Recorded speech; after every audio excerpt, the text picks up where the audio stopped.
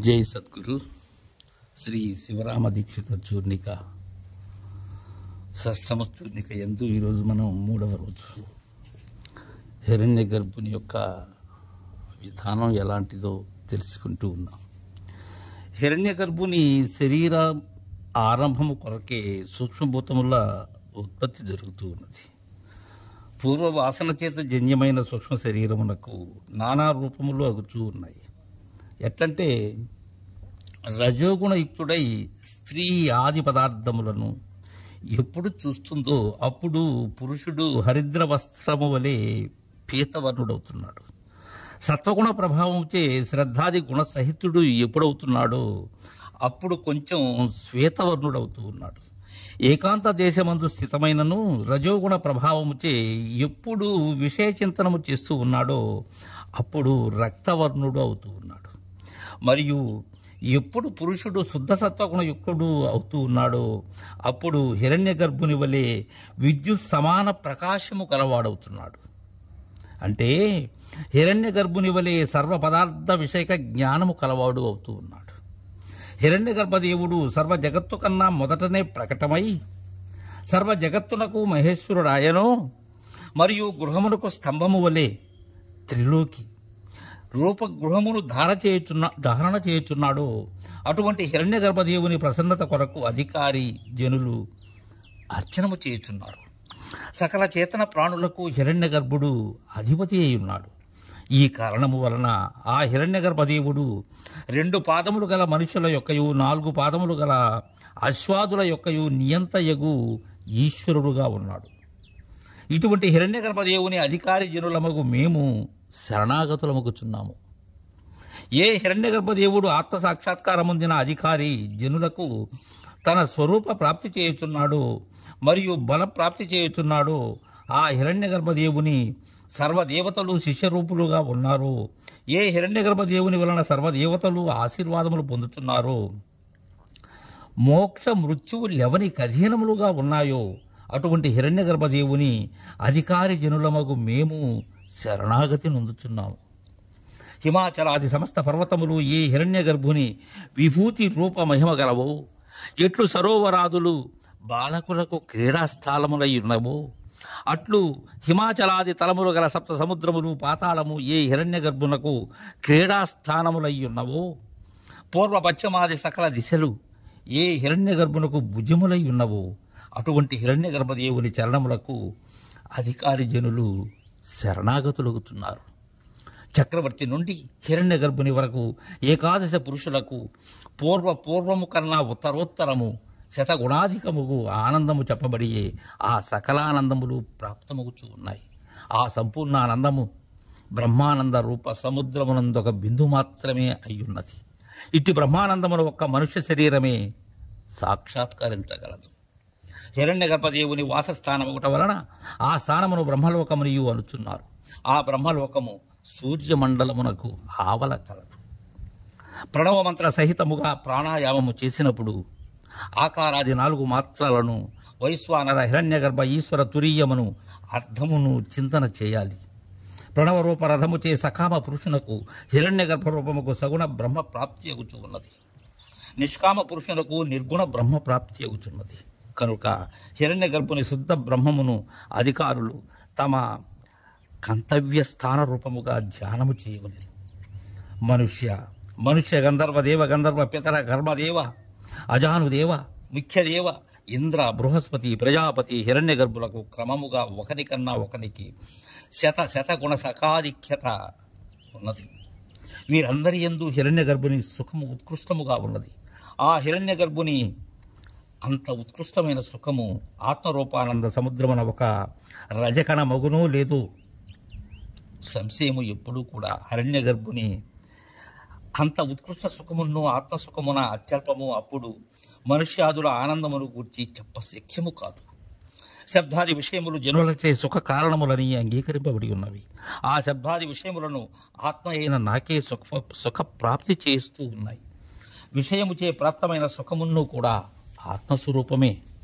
హిరణ్య గర్భ భగవంతుడు పూర్వము ఉత్కృష్ట కర్మోపాసనలచే స్వర్గాది లోకములకును జరాయుజాది చతుర్విధ ప్రాణులకును ఆకాశాది పంచభూతములకును పూర్వాది దశ దిశలకును స్వప్రభువై ఉన్నారు. అట్టి ప్రభుభావము పొందినను సంతోషమును పొందలేదు. తరువాత ఎప్పుడు అంతర్యామి దేవుని విచారము చేసెనో అప్పుడే హిరణ్య గర్భుడు ఆనంద స్వరూప బ్రహ్మ భావమును పొందుతూ ఉన్నాడు. దానివలన అంతర్యామియగు ఆత్మదేవుని గూర్చిన విచారమే బ్రహ్మభావమునకు సాధనమయ్యున్నదని తెలుసుకోవాలి. ఆత్మవిచారముతే తప్ప నానా ప్రకార బాహ్య ఐశ్వర్యముల చేతను బ్రహ్మభావ ప్రాప్తి కానేరదు. మరియు హిరణ్య గర్భదేవుడు ధైర్య మన ప్రభావముచే సృష్ట్యాది కాలమందు సకల స్థూల జగత్తును సృజించుచున్నాడు. మరియు తపస్మరణ మాత్రముచే భక్తజనుల సర్వ పాపములు నాశనము చేసి జగత్ స్తుతికి పాత్రుడవుతున్నాడు. పూజ్యుడై సకల శ్రేష్టతను పొందుతూ ఉన్నాడు. ఈ కారణము వలననే శృతి భగవతిచే సకల సాధనములందును మానస సాధనమునకు శ్రేష్టత వచింపబడి ఉన్నది. పరమాత్మ దేవుని నారాయణ నామముచే కథనము చేయుచున్నది. అథవా ఎట్లు మాతృోధర రూపశయ్య యందు గర్భరూప బాలకము శయనము చేయుచున్నదో అట్లే వేష్టి సూక్ష్మవాది గలవారైన తైజస నామ జీవరూప ప్రతిబింబములకు బింబరూపుడైన ఈ హిరణ్యగర్భ భగవంతుడు మాయారూప శయ్య మీద శయనము చేయుచున్నాడు. హిరణ్యగర్భ భగవంతుడు సకల సృష్టి జీవులకు ఈశ్వరుడై ఉన్నాడు. సమిష్ట అభిమాన రూపముచే అతడు జీవఘననామముచే కథనము చేయబడియే అంతఃకరణము, దశేంద్రియములు, ప్రాణము, పంచ సూక్ష్మభూతములు అను ఈ సప్త దశ తత్వ సముదాయ రూప శరీరమందు ఏ హిరణ్యగర్భ రూపాత్మ నివాసము చేయుచున్నాడు ఆ హిరణ్యగర్భ భగవంతునిచే ఆకాశాది పంచ స్థూలభూతములు పుట్టుచూ ఉన్నాయి. ఆ స్థూలభూతముల అభిమానముచే విరాట్ సంజ్ఞను పొందుచున్నాడు. అనంతరం ఆ స్థూలభూతములందు నివాసము చేయుచు ఆ హిరణ్య గర్భుడు తన నివాసము కొరకు బ్రహ్మాండ రూప గోలకమును సృష్టింప ఇచ్చగించాడు. అతని సత్య సంకల్ప వశమున ఆకాశాది పంచభూతములు జలముపై స్థితములై సువర్ణ రూప అండముగా పరిణామమును పొందినవి. ఆ బ్రహ్మాండము కోటి సూర్య సమాన ప్రకాశము గలదై భూతాది సప్త లోకములను పాతాళాది సప్త లోకములను గలదై ఉన్నది. సంవత్సరాది కాలమును అందు కల్పితమై ఉన్నది. మరియు ఆ బ్రహ్మాండమందు భూమి రూప పద్మము ఉన్నది. ఆ పద్మమునకు కర్ణికా రూపముకు ఏ మేరువు కలదో ఆ మేరువు నుండి హిరణ్యగర్భ భగవంతుడు చతుర్ముఖ బ్రహ్మరూపమున ప్రకటితమవుతున్నాడు.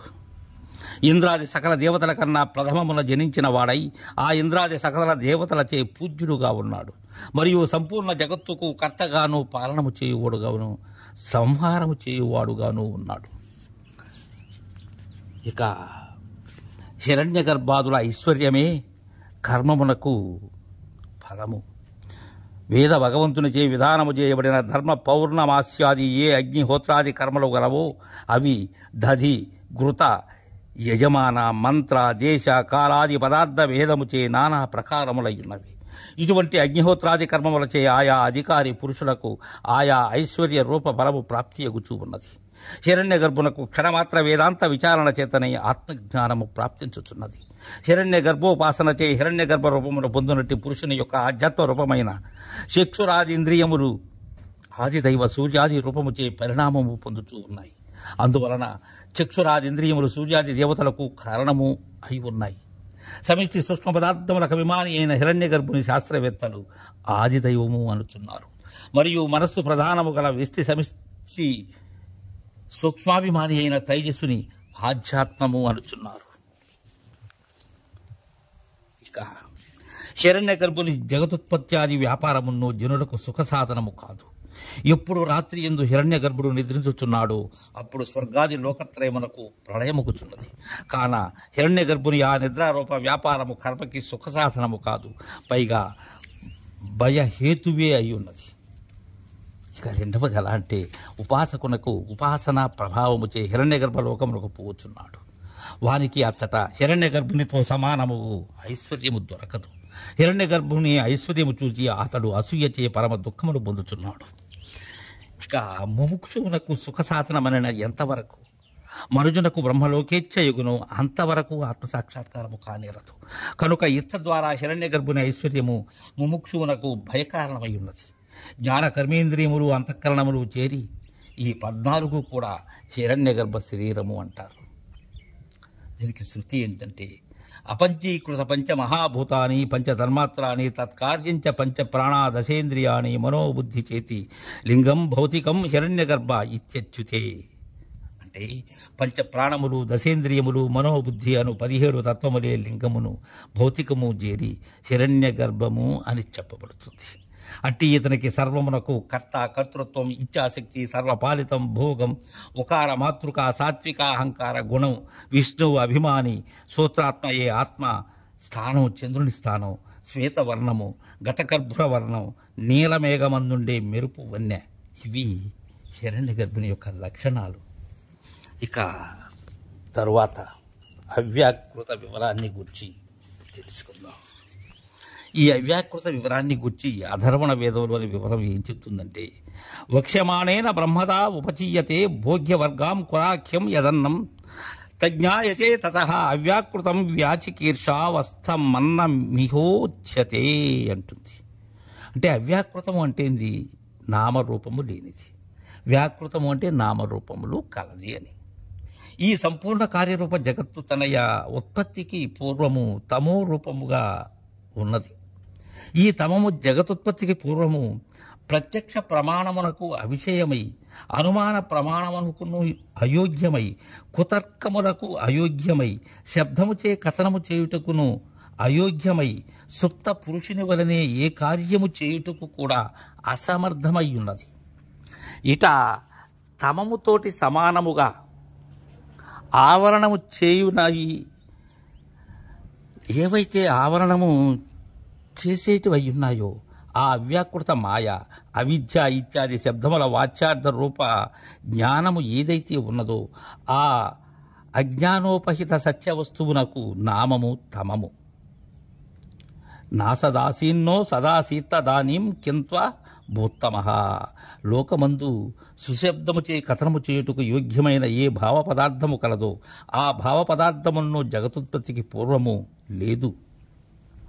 లోకమందు తేజమునకు విరోధి అయిన ఏ ప్రసిద్ధాంతకారము కలదో ఆ భావ పదార్థమును జగతుత్పత్తికి పూర్వము లేనే లేదు. ఆకాశాది పంచభూతములను దిన రాత్రి రూపకాలమును ప్రాతకాల సాయంకాలములను తత్సంధియును సూర్య చంద్రాదులను జగత్తు ఉత్పత్తికి పూర్వం లేవు. ప్రసిద్ధ తమము వలె ఆత్మస్వరూపము ఆచ్ఛాదనము చేయునట్టి కారణతత్వమే జగదుత్పత్తికి పూర్వము ఉన్నది. ఈ కారణతత్వము మృత్యురూపము చేతను జ్ఞాతము కాదు, అమృత రూపము చేతను జ్ఞాతము కాదు. ఆ మృత్యు అమృతములు రెండును ద్వైత దశ ఎందే ఉన్నాయి. ఆ అద్వైత దశలో ఇవి లేవు. మరలా ఆ కారణతత్వము జగదుత్పత్తి పూర్వకాలమందు అస్పష్టమగు నామరూపములు కలిగి ఉన్నది. ఈ కారణము వలన వేదాంత శాస్త్రమందు ఆ తత్వము అవ్యాకృత నామము చే కథనము చేయబడి ఆ అవ్యాకృత తత్వమే నామరూప సహిత సకల జగత్తునకు కారణమై ఉన్నది. ఇంకా అది తనకు కారణము అపేక్షింపక ఏకమై అద్వితీయ రూపముగు విధానంతో ఉన్నది. కేవలము శృతివాక్యము చేతనే అది గమ్యమై ఉన్నది మరియు సర్వలక్షణ రహితమయ్యి ఉన్నది. లోకమందు వాస్తవమైనట్టి విద్యమానమైనట్టి పదార్థమే కారణమవుతూ ఉన్నది. అవాస్తవ విద్యమాన పదార్థము కారణము కాదు. అవ్యాకృత తత్వము అవాస్తవ విద్యమానముగా ఉండినను జగత్ కారణమైనది మరియు లోకమందు అనాది భావరూప పదార్థమునకు ఆత్మ ఈ అవ్యాకృత తత్వము అనాది భావరూపముగా ఉండినను ఆత్మ జ్ఞానము చే నాశము పొందుతూ ఉన్నది. ఈ అవ్యాకృత తత్వము జడరూపముగట వలన పరతంత్రముగా ఉన్నది. అట్లైనను ఆ క్రియాసంగమైన ఆత్మ యొక్క కర్మ సంగాదులకు కారణమవుతూ ఉన్నది. ఈ మొదలగు అనిర్వచనీయత బోధకములకు బహువిధ దుర్ఘట లక్షణములచే ఈ అవ్యాకృత తత్వము యుక్తమై ఉన్నది.